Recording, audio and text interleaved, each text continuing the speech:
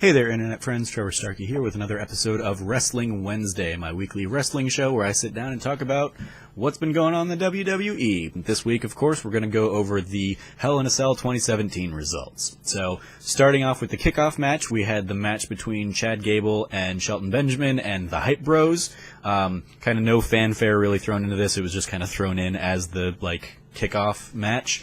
And despite them continuing to tease a Hype Bros breakup and dissension in the ranks, nothing happened here. It was just kind of a clean win between for Gable and Benjamin, which, continuing on into SmackDown this week, they're being pushed as the new number one contenders. So it kind of makes sense that they're giving them that momentum, and of course this was their first tag team pay-per-view match. I probably should have predicted them instead of the Hype Bros, but I was expecting the Hype Bros to make a heel turn, and nope, instead they just kind of continue being a team that doesn't really connect, and so yet they haven't gone anywhere with that. It's just kind of running in motion. They're on a friggin' treadmill with that. Anyway, it was a fine match. It was got the pre-show treatment. I always love watching the pre-show matches that happen where half the people haven't taken their seats, like this one, because they never cut to the hard cam because they never want to show you all those empty seats. So they just kind of focus on the around the ring cameras, and you can still see all the empty seats in there, but they're hoping you're focused on the action in front of you instead of the background empty seats behind. Kicking off the show proper, we had probably the match of the night. It was probably my favorite match of the night. The Usos versus the New Day at Hell in a Cell. They went all out in this match. It was a ton of fun. The audience, the crowd was really into it. It kicked off a great energy. We've gotten to see these teams have consistently put together the best matches of their recent pay-per-view outings. The best match of SummerSlam, for my money. And so it was nice to see them cap off their big trilogy here, I think. I would have liked to have seen the New Day win, but I respect them giving it to the Usos. The Usos have been doing great work, great heel work, and New Day has had their record-breaking reign. And if rumors backstage are to be believed, they're setting up the New Day to maybe come back and win again, and I think become the most reigns as tag team champions, either tying the Dudley Boys or somewhat surpassing the Dudley Boys. So we'll see if they go down that route. But as we saw again on SmackDown Live this week, they're kind of putting this rivalry to bed for the time being. But they had both teams really showing respect for one another, and they have both been doing great work. And here we got to see a lot of great stuff. You got to see the crowd chanting, "We want tables," or whatever, and when we didn't get tables, it was clear that they were saving table spots for the later Hell in a Cell match, but other than that, outside of that, with the confines of they couldn't do the big spots that, of course, the Shane versus Kevin Owens show was going to do, they made the most of it work. I loved seeing Xavier Woods break trombones over the Usos, and they locked one of them up with kendo sticks, which was a great moment. Handcuffs in there, lots of great stuff. I mean, they definitely took a beating, and I definitely get to the point where I'm I feel weird watching this, but it was a great match, and I think that both teams really kind of excelled and did great work. Randy Orton versus Rusev was a better match than their previous ones have been, but it was still kind of a nothing match. There's not really a great build to this. I wasn't surprised to see Orton take the win here because they just kind of keep seeming to job Rusev, and of course they jobbed Orton to freaking stupid Jinder Mahal all summer, so of course they're going to give him the win. But overall the match just kind of didn't really do much for me, didn't do anything for me. It was, especially following up the great tag match that you had, this just felt like a letdown and kind of, I think, set the tone for a lot of the rest of the night. Up next, we had the United States Championship, which in the kickoff show got turned into a triple threat match when they added Ty Dillinger into the AJ Styles versus Baron Corbin dynamic, and that basically cemented that Ty Dillinger was going to take the pin, and then it was just a matter of, is AJ going to pin him or is Corbin going to pin him? And my prediction was right here. I predicted that Baron Corbin would ultimately, in this new instance, pin Ty Dillinger, because you give him the belt, you protect AJ Styles, but then they, and that makes it even more meaningful when on SmackDown and he goes after his rematch, and Corbin beats him clean. It makes it, it cements him as in a better place. He's now beaten two people effectively for that championship, so it kind of puts him in a good position as a champion. Like I said in my predictions video last week, I was hoping this would happen, and I hope that we get to see AJ kind of move into, a title scene that destroys and removes Jinder from the title scene. That's what I want. I want to see AJ take the belt off of Jinder now, or something like that, because I want AJ to be doing more. I want to see him, elevated, and what he's been doing at the United States level has felt like the real best belt in the company recently, because you kind of have Jinder on there who just isn't connecting, and we'll get on that more later. But overall, this was a fine match. It gave Baron two smaller guys to kind of really fight against. I would have loved to have seen the Pele kick onto Ty that knocked Ty onto Baron. I would have loved to have seen that get the 3 count and put the belt on Ty, and then, have Corbin take it off like Tuesday or whatever. That would have been, like, for me, in the match they gave us, that would have been the better ending, the more, like, pitch-perfect ending, because I think it would have just been something we don't see, and I think it would have been really interesting. But instead they went with a more traditional, like, Styles gets the finisher on Ty, and then Baron comes in, throws Styles out of the ring, and Baron pins Ty. So, you have AJ Styles looking strong because it was his finisher that put him away, but you have Corbin taking the belt. So it was a fine match. I think adding Ty to it probably did help it. I mean, and it gave Ty a nice, gave him some nice moments, which I think, if they're trying to build him up as a potential future star, he's going to need. He can't just kind of keep, floundering on the undercard. The SmackDown Women's Championship match between Natalya and Charlotte Flair. We didn't see a cash-in. There was no Carmella, so that was a letdown. That just continues to live on for another day.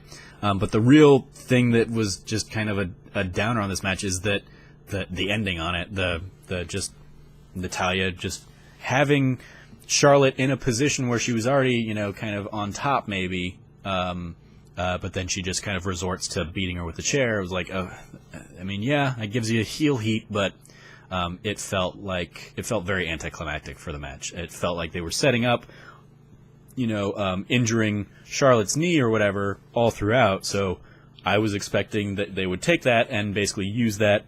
Charlotte would somehow pull out the victory, but then Carmella would come out and exploit that damaged knee and win the belt. And instead, they just kind of dropped that angle and just hit her with a chair. And so I was like, okay.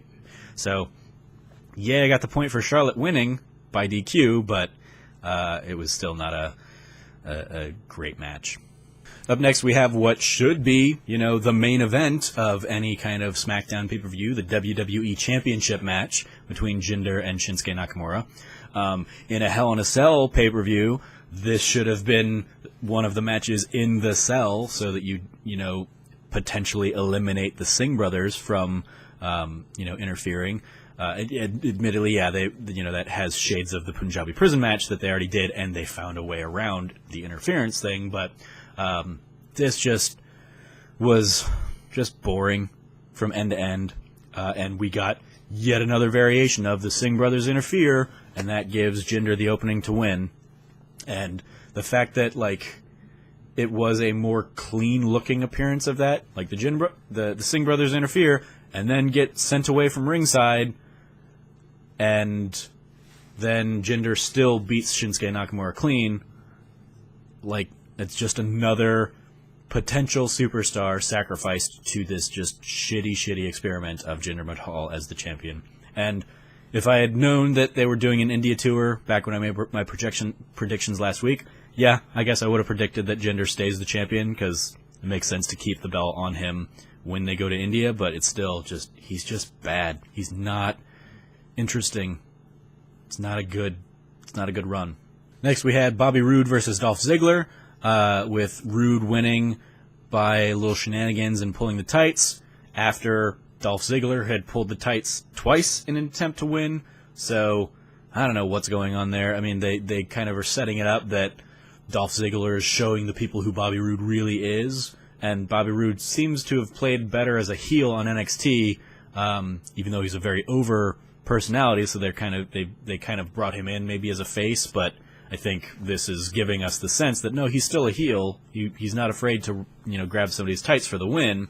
But ultimately, like, I'm still just bitter that they wasted the opportunity of having Ziggler come out at Hell in a Cell using the Undertaker theme, doing his whole, like, ripping off people's theme. Like, that would have been the perfect troll to give him the heat that this whole gimmick is trying to give him. The match itself, fine. It was a lot of a ground game, and it did the thing that I think the Ziggler-Nakamura match suffered from, is that it gave Ziggler too much offense if he's supposed to effectively be the jobber to put the new guy over. I guess, like, he's not going out like a punk, but it doesn't make Bobby Roode look strong. It just kind of makes him look average, makes them both look average if nobody's really getting, a good upper hand. Looks like they're going to continue this whole gimmick, so, whatever, but just kind of underwhelming match. Then lastly, you had a good, like, half hour plus of Shane McMahon and Kevin Owens beating the crap out of each other, and this was a good match. It had a lot of good, like, in-ring psychology to it, had a lot of good, like, back and forth moments. They definitely used the space. You had, great table shots in the ring. You had the fight starting outside the ring, of course. You had then going into the ring, and then you had Shane saying, you know what, I want to go back out the ring. I want to go up on top of the ring. And so he grabbed the bolt cutters to cut down the door. You had the swerve ending with Sami Zayn coming out to save Kevin Owens at the end, which I was even watching because I was like, okay, well, obviously Kevin Owens is going to get off the table before Shane jumps on him again, and I saw him get off the table. I did not see Sami Zayn pull him off the table until watching the replay of it. So that was certainly an interesting swerve, and I like where they're going with it. I like the idea that, like, Sami has seen the light and this potential for a heel turn, a completely justified and reasonable heel turn, that, this guy who is really good isn't getting opportunities, while Kevin, who is also really good, is getting opportunities because he's a dick. I appreciate kind of that level of storytelling and that idea. Shane McMahon jumping off the cell was, of course, telegraphed with the whole, like, falls will count anywhere stipulation that they added to it.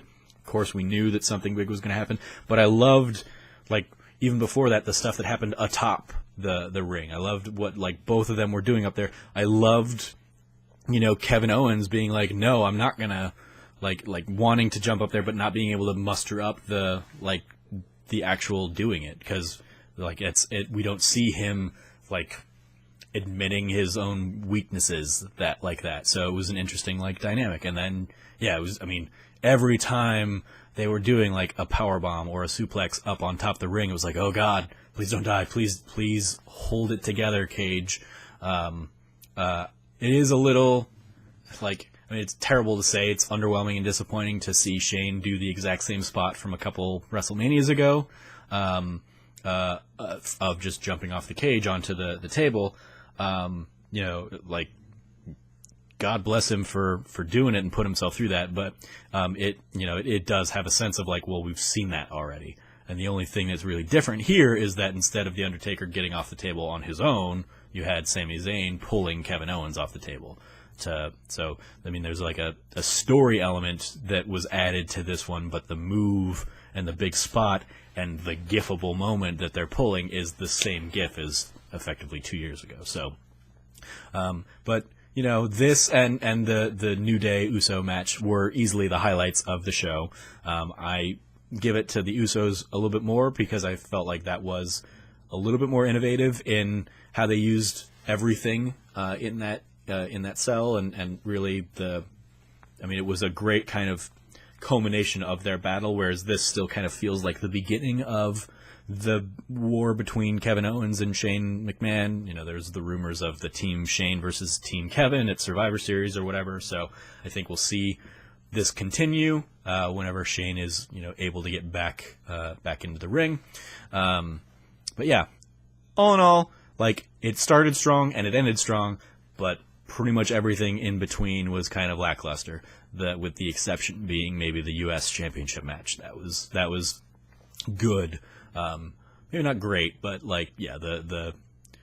this definitely put kind of the test of like, well, yeah, if you start strong, you end strong.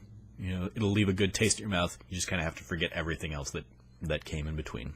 So those are my thoughts on Hell in the Cell. Let me know what you thought about the pay-per-view in the comments below. As always, I've been your host, Trevor Starkey from TrevorTrove.com. You can follow me at SnarkyStarkey on Twitter. And until next time, from here at the Trove, treasure your friends.